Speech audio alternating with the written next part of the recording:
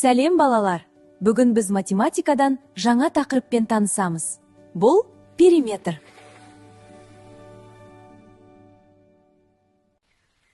Қараңдаршы балалар, біздің ұлттық бұйымдарымызда әртүрлі пішіндер бар. Мысалы, сандықтың беті тік төртбұрышқа, құрақ көрпе шаршыға ұқсайды. Периметр дегеніміз фигураның барлық қабырғаларының ұзындықтарының қосындысы, яғни барлық қабырғаларын қосамыз. Бұл үшбұрыш. Оның үш қабырғасы бар.